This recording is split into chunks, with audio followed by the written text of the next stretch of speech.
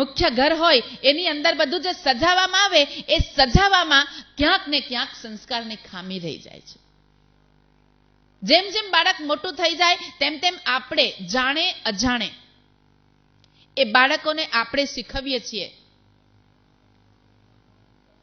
કે તું શૈવ છે, વિષ્ણુના મંદિરમાં ન જઈ શકે, તું વૈષ્ણવ છે, તું શિવના મંદિરમાં ન જઈ શકે, તું હિન્દુ છે, તું મસ્જિદમાં ના જઈ શકે, તું મુસ્લિમ છે, તું મંદિરમાં ના જઈ શકે, તારા કાકા આ ખરાબ છે, એ હાવ કપટી છે, એમણે આપણી જમીન પડાવી લીધી છે, એની સાથે તારાથી ન બોલાય, આ તારી ફોઈ દુર્જન છે, એણે મને બહુ દુખી કરી છે, એની સાથે તારે નહીં બોલવાનું. આ બધું જાણે અજાણે આપણે શીખવીએ છીએ. અને કદાચ તેથી જ આપણે જોઈ રહ્યા છે કે જે મા બાપ બાળકોને બોલતા શીખવે છે એ જ બાળકો મોટા થઈને મા બાપને ચૂપ રહેતા શીખવે છે.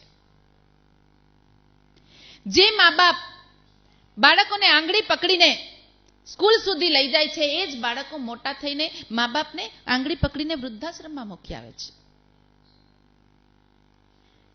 જે મા બાપ બાળકોના જન્મ સમયે જલેબી વેચે છે, પેંડા વેચે છે, મીઠાઈ વેચે છે એ જ બાળકો મોટા થઈને મા બાપ વેચે છે.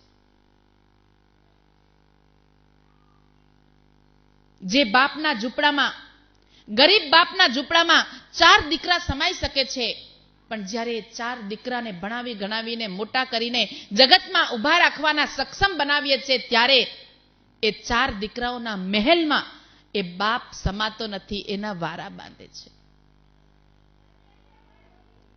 આ પરિસ્થિતિનું નિર્માણ આપણે કર્યું તો એમાં ફરીથી જાગૃત પણ આપણે જ થવું પડશે.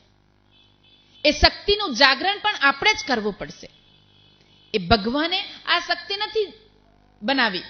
ભગવાને ફક્ત શક્તિ આપીને અહીંયા મોકલી દીધા કે તું જે ધારે તે બની શકે છે.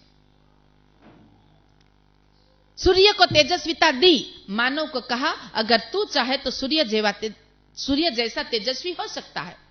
चंद्र को शीतलता दी, मानव को कहा अगर तू चाहे तो चंद्र जैसा शीतल हो सकता है. नदी को नम्रता दी, मानव को कहा नदी जैसा नम्र हो सकता है. जब वनस्पति सृष्टि का निर्माण किया, प्राणी सृष्टि का निर्माण किया और फिर बाद में मानव सृष्टि का भगवान ने निर्माण किया तो हर एक को अलग अलग प्रकार की शक्ति को देके भगवान ने यहां धरती पे अवतरित किया. लेकिन हम देख रहे हैं कि राष्ट्र की भी जो दुर्दशा हो रही है,